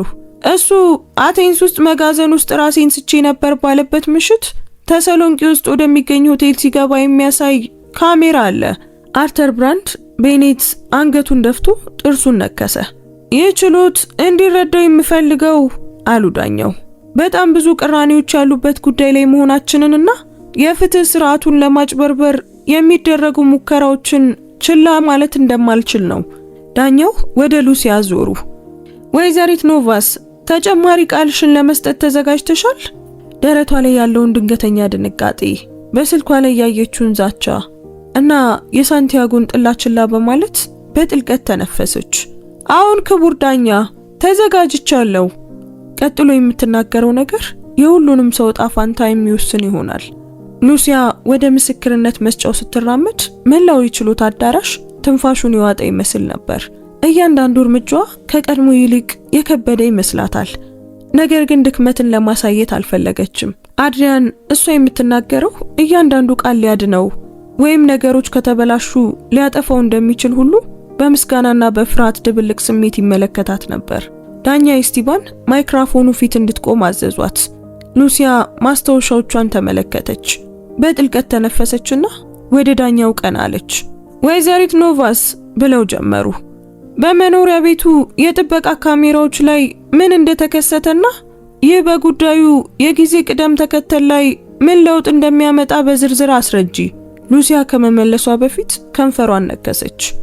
ካሜራዎቹ ክስተቱ ከመፈጠሩ ከቀናት በፊት ስራ አቁመው ነበር። ነገር ግን ይህ የቴክኒክ ብልሽት አልነበረም። አንድ ሰው ከውስጥ ፓነሉ ላይ አጥፍቷቸዋል። ያ ደግሞ ከሰራተኞቹ መካከል አልነበረም። አቃቢ ሕጉ በንዴት አንድ እርምጃ ወደፊት መጣ። ለዚህ ማስረጃ አለሽ ወይስ በግምት ነው የምትናገሪው? ሉሲያ አይኑን እያየች መለሰች። የተገፋው የፓነል ፎቶዎች አሉኝ። እንዲሁም በዚያ ምሽት ያልተመዘገበ ቴክኒሻን ወደ ቤት እንደገባ የሚያሳዩ መዝገቦች አሉኝ። ከሰራተኞቹ ማንም አያውቅም ነበር እና ያ ቴክኒሻን ከጥቃቱ ጋር ግንኙነት እንዳለው በምን አወቅሽ? አቃቢ ሕጉ ጠየቀ። ምክንያቱም በዚያው ቀን የኋለኛው በር የሰዓት መመዝገቢያውም ተነክቷል እና የዚህ አካባቢ ካሜራዎች ሲግናል አጥተዋል። ይህ ሁሉ የሆነው አቶ ኤስፔናዞ ባልነበረበት ቦታ ነበረ ተብሎ ከመታሰቡ በፊት ነበር። ዳኛው አንዱን ሰነድ መረመሩ። በዚህ መሰረት መመዝገቢያው ክስተቱ በደረሰበት ቀን ከማንዶስ ሆልዲንግ ጋር ግንኙነት ካለው ጥርጣሬ ካለበት የባንክ ዝውውር ጋር በሚገጥም ሰዓት እንደገና የመጀመር እንቅስቃሴን አሳይቷል። ከፍተኛ የሹክሹክታ ድምፅ አዳራሹን ሞላው። ሳንቲያጎ በመቀመጫው ላይ ሆኖ የፊቱ ገጽታ ብዙም አልተለወጠም ነበር። እጆቹን አጣምሮ በማይታይ ሁኔታ ፈገግ ከማለት በስተቀር ሌላ ነገር አይታይበትም። አቃቤ ሕጉ አሁንም አጥብቆ ተከራከረ። የአቶ ኤስፔናዞ ከመኖሪያ ቤቱ አልወጣም የሚል ማስረጃ አይሆንም። ሉሲያ ብስጭቷን ለመቆጣጠር እጆቿን ጨበጠች። አልወጣም ስትል በቁርጠኝነት መለሰች። እኔ እዚያ ነበርኩ። በየምሽቱ ቤቱን አጸዳለሁ። በዚያ ቀንም እንዲሁ። እሱ ሲመጣ በጣም ደክሞት ነበር። ወደ ቢሮ ገብቶ ለሰዓታት እዚያ ቆየ። ከዚያም ወደ ወጥ ቤቱ ወርዷል። በግልጽ ሁሉንም ነገር ሰምቻለሁ። ከዚያም ወደ ክፍሉ ተመለሰ። በዋናው በር ሊወጣ ይችል ነበር። አቃቢ ሕጉ ተከራከረ። መመዝገቢያው ተነክቶ ስለነበር መውጣቱን አይመዘግብም ነበር ሉሲያ ገለጸች። ካሜራዎቹም ጠፍተው ስለነበር ምንም አይነት መረጃ አይኖርም። እነሱም የፈለጉት ይህንን ነበር፣ እሱ የት እንደነበር ለማሳየት ምንም መንገድ እንዳይኖር። ዳኛው ንግግራቸውን ቀጠሉ። አቶ ኤስፔናዞ በዚያ ምሽት የት እንደነበር የሚያሳዩ ምልክቶችን በሙሉ ለማጥፋት አንድ ሰው የሰራ ይመስላል። ሉሲያ ራሷን ነቀነቀች። እኔም የማምነው ይሄንኑ ነው ክቡር ዳኛ። እሱን ተጠያቂ ለማድረግ ሆነ ብለው እንዳደረጉ ታምናለሁ። አድሪያን ወንበሩ ላይ ተደግፎ ተቀመጠ። አሁን ግን በአይኖቹ ውስጥ አዲስ ተስፋ ይታይ ነበር። አቃቢ ሕጉ የማይሰማ ድምፅ አጉረመረመ። ዳኛው ግን ችላ አሉት። ወይዘሪት ኖቫስ አሉ ዳኛው፣ በተሰሎንቄ ስለ አቶ ቤኔት የተገኘው ማስረጃ በተመለከተ ምን የምትናገሪው ነገር አለሽ? ሉሲያ ከመመለሷ በፊት ትንሽ ትንፋሽ ወሰደች። ጥቃቱ ደረሰ በተባለበት ምሽት የተወሰደ የሆቴል ጥበቃ ቪዲዮ አለ። እዚያም አቶ ቤኔት በራሱ ያለምንም እርዳታ ምንም አይነት ጉዳት ሳይታይበት ወደ ህንጻው ሲገባ በግልጽ ይታያል። እሱ እንዳለው ራሱን ስቶ አልነበረም። በአዳራሽ ውስጥ የነበሩት ሁሉ ወደ ቤኔት ዞሩ። እሱ ግን አይኑን ላለማገጣጠም አንገቱን ደፍቶ ነበር። ዳኛው ቅንድባቸውን አነሱ። ይህ ከሰጠኸው ይፋዊ ቃል ጋር ሙሉ በሙሉ ይቃረናል። ቤኔት አልመለሰም። ዝምታው ከማንኛውም ቃል በላይ ገላጭ ነበር። ሳንቲያጎ ለመጀመሪያ ጊዜ አቀማመጡን ቀየረ። ልክ አዲስ እንቅስቃሴን እንደሚገመግም አዳኝ ወደፊት ተጠጋ። ዳኛው ቀጠሉ። ካስተያየቱ እንደሚታየው በሐሰተኛው ጥቃትና በአቶ ኤስፔናዞ ቤት የጥበቃ ስርዓት መነካካት መሃል የተቀናጀ ግንኙነት አለ። ሉሲያ በሰውነቷ ላይ ቅዝቃዜ ተሰማት። ዳኛው ከጉዳዩ በስተጀርባ ከባድ ነገር እንዳለ ሲያምኑ ለመጀመሪያ ጊዜ ማየቷ ነበር። ነገር ግን ሁሉም ነገር ለሷ የሚደግፍ መስሎ ስታስብ አቃቢ ሕጉ ትዕግስት በማጣት ጠረጴዛውን በመምታት ጮኸ። ክቡር ዳኛ፣ በአንዲት የጽዳት ሰራተኛ ግምት ላይ ብቻ ተመስርተን ልንወስን አንችልም። ይህ ሊቀናጅ ይችላል። እሷ በትክክል እየዋሸች ሊሆን ይችላል። አድሪያን ጥርሱን ነከሰ። ሉሲያ አትዋሽም ሲል ሊያስቆሙት በሚሞክሩት ፖሊሶች መሃል ቆሞ ተናገረ። ዳኛው በመዶሻቸው ጠረጴዛውን መቱ። ጸጥታ፣ ጸጥታ ይስፈን። አቶ ኤስፔናዞ ይቀመጡ። አድሪያን በጥልቀት ተንፍሶ ተቀመጠ። ሉሲያ በደረቷ ላይ ጫና ቢሰማትም ወደ ኋላ ግን አላፈገፈገችም። እየዋሹ አይደለም ክቡር ዳኛ አለች በጠንካራ ድምፅ። እኔ እንዳቆም ይፈልጋሉ፣ ነገር ግን እኔ አላቆምም። አቃቢ ሕጉ አጋጣሚውን ተጠቀመ። ማን ነው እንድታቆሚ የሚፈልገው? ጠላት አለሽ ወይዘሪት ኖቫስ? ሉሲያ ለሰከንድ አመነታች። እውነቱን ብትናገር ነገሩ ሊባባስ ይችላል። ዝም ካለች ግን ሳንቲያጎ ያሸንፋል። ዛቻዎች ደርሰውብኛል አለች በመጨረሻም። መልእክቶች፣ እንዲያውም ደግሞ የእናቴ ፎቶዎች። አንድ ሰው በቅርብ እየተከታተለኝ ነው። አዳራሹ በግርግር ተሞላ። ዳኛው በጭንቀት ወደፊት ተጠጉ። ፎቶዎች? ስለምን አይነት ዛቻ ነው የምታወሪው? ሉሲያ ምራቋን ዋጠች። አንድ ጥቁር መኪና ሲከተለኝ ቆይቷል። ትላንት እናቴ ከቤት ስትወጣ የሚያሳይ ፎቶና የመጨረሻ ማስጠንቀቂያ የሚል መልእክት ተልኮልኛል። ዳኛው ቆሙ። አቃቤ ሕግ፣ ይህ በጣም ከባድ ጉዳይ ነው። ምስክሮችን የማስፈራራት ሁኔታ እንዳለ የእርሶ ቢሮ መረጃ ደርሶት ነበር? አቃቤ ሕጉ ባልተመቸው ሁኔታ አይ፣ ስለዚያ መረጃ አልነበረንም አለ። እንግዲያውስ አሁን አውቀዋል አሉ ዳኛው በቀዝቃዛ ድምፅ። ሉሲያ ሆዷ ላይ እብጠት ተሰማት። በጣም ብዙ ነገር እየገለጸች ነበር፣ ግን አስፈላጊ ነበር። ዝም ካለች ፍርሃቷ ያሸንፋል። ሳንቲያጎ አይኑን ሳያርገበግብ በሚረብሽ መረጋጋት ይመለከታት ነበር። እይታው የፈለግሽውን ተናገሪ፣ እኔን ግን አታስቆሚኝም የሚል አይነት ይመስል ነበር። ዳኛው ቀጠሉ። አቶ ኤስፔናዞ ሆን ተብሎ ወጥመድ ውስጥ እንደተከተተና በዚህ ታሪክ ውስጥ ጥቅም ያላቸው ሌሎች ወገኖች እንዳሉ በቁም ነገር መመልከት አለብን። አቃቤ ሕጉ ሊቃወም አፉን ሲከፍት ዳኛው እጃቸውን በማንሳት አቋረጡት። የመኖሪያ ቤቱ የጥበቃ ስርዓቶች ሙሉ በሙሉ እንዲመረመሩ፣ የባንክ መዛግብት እንዲረጋገጡና የተሰሎንቄው ቪዲዮ እንዲገመገም አዘዙ። እስከዚያው ድረስ የቀረቡት ክሶች ታግደዋል። አድሪያን ይዞት የነበረውን ትንፋሽ ለቀቀ። አይኖቹ በእንባ ረጠቡ። ሉሲያ ይህንን አስተዋለች። ሳንቲያጎ ግን ደነገጠ። ይህንን አልጠበቀም ነበር። ዳኛው መዶሻቸውን መቱ። ችሎቱ ለጊዜው ተቋርጧል። ነገ የመጨረሻው መደምደሚያ ይቀጥላል። ሉሲያ እግሮቿ እየተንቀጠቀጡ ቢሆንም በቆራጥ ልብ ከመድረኩ ወረደች። ትልቅ እርምጃ እንደወሰደች ታውቃለች። ነገር ግን ሳንቲያጎ ከዚህ በኋላ ዝም ብሎ እንደማይቀመጥም ታውቃለች። ወደ መቀመጫው ስትራመድ ፖሊሶች ይዘውት ቢሆንም አድሪያን ወደ እሷ መጠጋት ቻለ። ሉሲያ በሹክሹክታ ተናገረ። አመሰግናለሁ። ይህንን እንዴት እንደምከፍልሽ አላውቅም። እሷን በቀስታ ራሷን በመነቅነቅ ምንም መክፈል የለብህም፣ አንተ ለኔና ለእናቴ ጥሩ ነበርክ፣ ደግሞም በዚህ ነገር ውስጥ ንጹህ ሰው ነህ አለችው።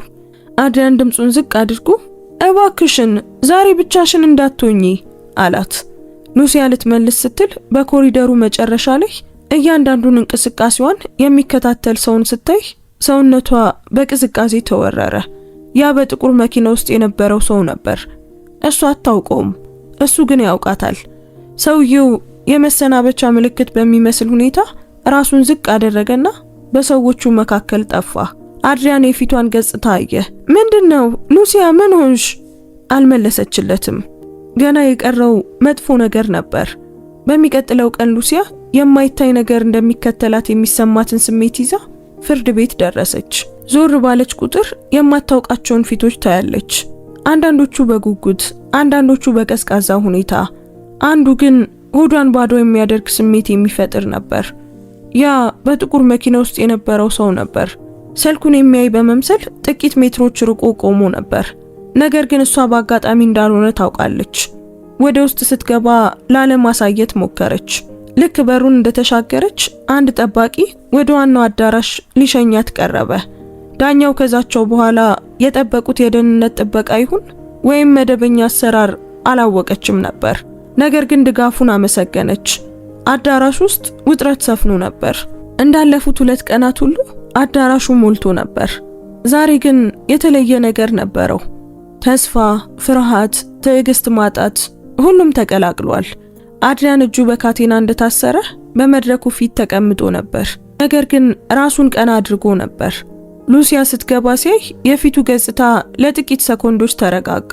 ዳኛ እስቲባን መዶሻቸውን መቱ። የክለሳ ችሎቱን እንቀጥላለን እና በወይዘሪት ኖቫስ የቀረቡትን አዳዲስ መረጃዎች ግምት ውስጥ እናስገባለን።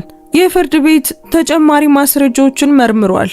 የካሜራዎችን መነካካት፣ የሰዓት መመዝገቢያዎችን ለውጥ፣ ጥርጣሬ ያለባቸውን የባንክ ዝውውሮችና የአቶ ቤኔት ቪዲዮ። አቃቢ ሕጉ ሊቃወም ሞከረ። ክቡር ዳኛ፣ መከላከያው ሙሉ ቴክኒካዊ ትንታኔን አላቀረበም። ዳኛው በቁርጠኝነት አቋረጡት። አቃቤ ሕግ ማስረጃው ራሱ ይናገራል።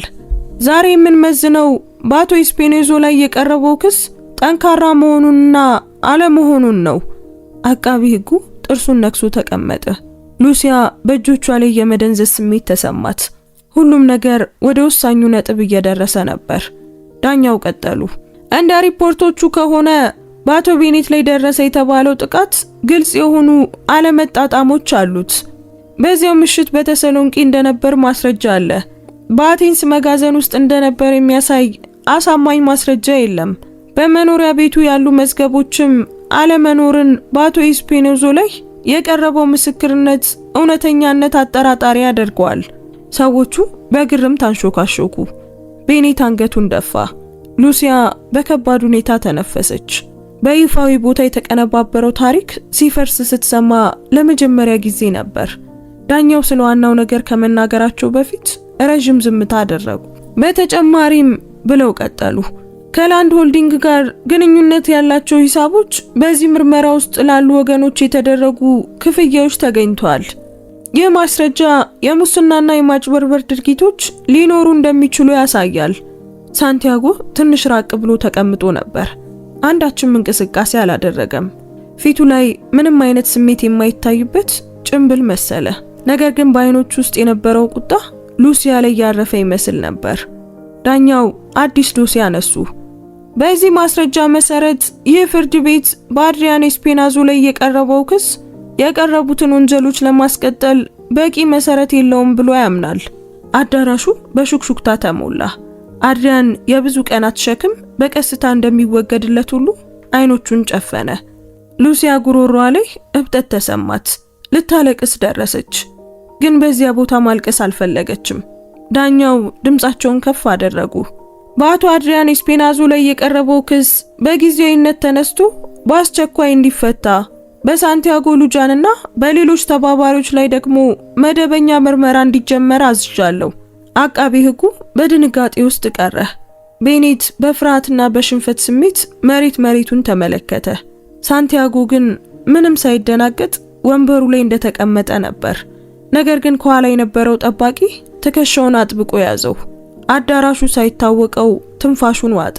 ዳኛው አከሉ፣ ለወይዘሪት ኖቫስና ለቤተሰቧ የደህንነት ጥበቃ እንዲደረግላቸው አዝዣለሁ። ለእነዚህ እውነታዎች መገለጥ ቁልፍ ሚናን ተጫውታለች። ሉሲያ ደነገጠች። ስሟ በዚህ መልኩ ይጠራል ብላ አልጠበቀችም ነበር። ድንገት ሁሉም ሰው እሷን መመልከት ጀመረ። አንድ ጠባቂ ከጎኗ ለመቆም ቀረበ። እሷን በመገረምና በእፎይታ ስሜት አንገቷን ደፋች። አድሪያን ካቴናው ሲፈታለት ቆመና ሉሲያን በአይኖቹ ፈለጋት።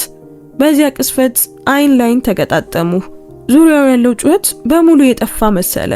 ሉሲያ አላት ወደ እሷ ሲጠጋ። ተሳካልሽ፣ አደረግሽው።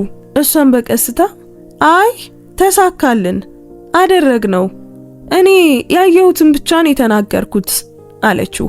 አድሪያን ከብዙ ቀናት በኋላ ለመጀመሪያ ጊዜ ፈገግ አለ። የደከመ ግን እውነተኛ ፈገግታ ነበር። ብቻዬን ስላልተውሽኝ በጣም አመሰግናለሁ። ሉሲያ ደረቷ ላይ ጥብቅ ያለ ስሜት ተሰማት። ልትመልስለት ስትል በአይኗ ጥግ አንድ ነገር አየች። ያ በጥቁር መኪና ውስጥ የነበረው ሰው በአዳራሹ ጥግ ሆኖ ሁሉንም ነገር በትኩረት ይመለከት ነበር። ሆኖም ግን አሁን አያስፈራም ነበር። ይልቁንም ሁኔታዎችን የሚገመግም ይመስላል። አይን ላይን ሲገጣጠሙ ዞር ብሎ በጎን በኩል ባለው በር ወጣ። ሉሲያ ምራቋን ዋጠች። ይህ ማለት እሷ ከስጋት ነፃ ነች ማለት ይሁን ወይም ደግሞ ሁሉም ነገር ገና መጀመሩ እንደሆነ አላወቀችም። ከጥቂት ሰዓታት በኋላ አድሪያን በጠበቃዎቹና በፖሊሶች ታጅቦ ከፍርድ ቤቱ ወጣ። ጋዜጠኞቹ ወደሱ ለመቅረብ ተረባረቡ። ሉሲያ በሁለት ጠባቂዎች ታጅባ በሌላ መውጫ ወጣች። ነገር ግን በኮሪደሩ መጨረሻ አድሪያን ደረሰባት። ለጥቂት ደቂቃ ላናግርሽ እችላለሁ ሲል ጠየቀ። ጠባቂዎቹ አይን ላይን ተያይተው ፈቀዱለት። ላመሰግንሽ ይገባል አላት አድሪያን አይኖቿን እያየ። እንዳንቺ ያለ ሰው እኔን የመርዳት ግዴታ እንኳን የሌለብሽ ሰው እንዴት አደርግልኛለሽ ብዬ ፈጽሞ አላሰብኩም ነበር። ሉሲያ በትንሹ ፈገግ አለች።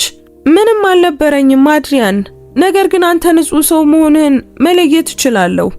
አድሪያን ቃላቱ የከበዱት ይመስል ተነፈሰ። ያደረግሽው ነገር ህይወቴን ቀይሮታል። አንቺ ባትኖሪ ኖሮ አሁን ወደ እስር ቤት እጓዝ ነበር። እሷም ያደረገችው ነገር ትልቅነት አሁን እየተሰማት አንገቷን ደፋች። አሁን ደግሞ አንቺ ደህንነትሽ የተጠበቀ እንዲሆን እፈልጋለሁ። አድሪያን አከለ። ጥበቃ እንዲኖርሽ አደርጋለሁ። ምንም አይነት መልእክት፣ ምንም አይነት እንግዳ መኪና፣ ማንም አይነካሽም። ቃል እገባለሁ ሉሲያ። ሉሲያ የእፎይታና የፍርሃት ድብልቅ ስሜት ተሰማት። ማንም እንዲህ ጥበቃ እንደሚያደርግላት ቃል ገብቶላት አያውቅም ነበር። አመሰግናለሁ አለች። እና አንድ ቀን የሆነ ነገር ከፈለግሽ ምንም ይሁን ምን ብቻ ንገሪኝ አላት። ቢያንስ አንድ ጊዜ እንድረዳሽ ፍቀጅልኝ። ሉሲያም ፈገግ ብላ እሺ ምንም እንኳን ባይገባኝም አለችው። አድሪያንም ለመጀመሪያ ጊዜ ሳቀ። እሺ ምንም አልገባሽም አላት በቀልድ። ሁለቱም ወደ መውጫው አመሩ። እናቷ ማሪያ ከህንጻው መግቢያ ፊት ለፊት አይኖቿ በእንባ ተሞልተው ስትጠብቃት ሉሲያ አየቻት። ወዲያውኑ ወደሷ ሮጣ አቀፈቻት። ሉሲያ የኔ ልጅ፣ የሆነ ነገር የሚደርስብሽ መስሎኝ በጣም ፈርቼ ነበር አለች ማሪያ። ሉሲያ እናቷን አጥብቃ ያዘቻት። ደህና ነኝ እማዬ፣ አሁን ሁሉም ነገር አልፏል። ማሪያ ትከሻዋን ይዛ ለዚያ ልጅና ለድፍረትሽ ምስጋና ይግባው አለች። ሉሲያም ራሷን ነቀነቀች። አድሪያን በፖሊስ ታጅቦ ሲሄድ እያየች ያልጠበቀችው ስሜት ተሰማት። ሰላም ከምታስበው በላይ ጠንካራ ሆና ተገኝታለች። ዛቻን፣ ጫናን፣ ፍርሃትን ተጋፍጣለች። ነገር ግን መውደቅ የማይገባውን ንጹህ ሰው አትርፋለች። በዚያ ምሽት ሉሲያና እናቷ የተፈጠረውን ግርግር ወደ ኋላ ትተው አብረው ራት በሉ። ቴሌቪዥኑ ስለ ጉዳዩ፣ ስለ ሳንቲያጎ ሉጃን ውድቀት፣ ስለ ኩባንያው ክህደትና ስለ አንዲት ተራ የጽዳት ሰራተኛ ድፍረት እያወራ ነበር። ማሪያ ድምጹን ከፍ አደረገችው። ተመልከቺ ልጄ፣ አሁን ታዋቂ ሆነሻል። ሉሲያ እየሳቀች እማዬ፣ እኔ ታዋቂ መሆን አልፈልግም፣ ሁሉም ነገር እንዲያበቃ ነው የምፈልገው አለች። ማሪያ እጇን ይዛ ያበቃል፣ አንቺም ደህና ትሆኛለሽ። ሉሲያ በመስኮት በኩል የከተማዋን መብራቶች ተመለከተች። ህይወቷ ለጥሩም ይሁን ለመጥፎ እንደተለወጠ ታውቃለች። ነገር ግን ከሁሉም በላይ እሷ ትክክለኛውን ነገር እንዳደረገች ታውቃለች። ያ ደግሞ ለሷ በቂ ነበር።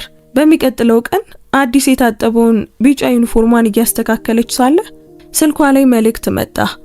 ለድፍረትሽ አመሰግናለሁ የሚል ነበር። ፈገግ አለች። በመጨረሻም ሁሉም ነገር ትርጉም ሰጠ። ምንም እንኳን ቀጥሎ ምን እንደሚመጣ ባታውቅም ትልቅ ነገር እንዳገኘች አውቃለች።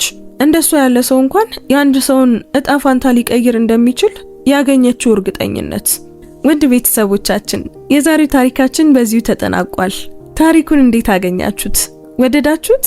ከሉሲያ ምን ተማራችሁ? አንዳንድ ጊዜ በህይወታችን ይረዱናል፣ ያግዙናል ብለን የማንጠብቃቸው ሰዎች ከጎናችን እንደሚቆሙ የሚያሳይ ድንቅ እውነተኛ ታሪክ ነው። እናንተ ደግሞ የተማራችሁበትን ኮሜንት ላይ ጻፉልን። አንዲት የደግነት ተግባር የሰውን ህይወት ትለውጣለች ብላችሁ የምታምኑ ከሆነ ደግሞ ላይክ እና ሼር በማድረግ ሌሎች ብዙዎች ጋር እንዲደርስ እንዲማሩበት አድርጉ። እንደዚህ አይነት አስደናቂ ታሪኮችን መስማት የምትወዱ ከሆነ ደግሞ አሁኑኑ ሰብስክራይብ በማድረግ ቤተሰባችንን ተቀላቀሉ። የምንለቃቸው አዳዲስ ታሪኮች እንዳያመልጧችሁ የደወል ምልክቱን ተጫኑ። እናመሰግናለን። እንወዳችኋለን። ቸር ቆዩን።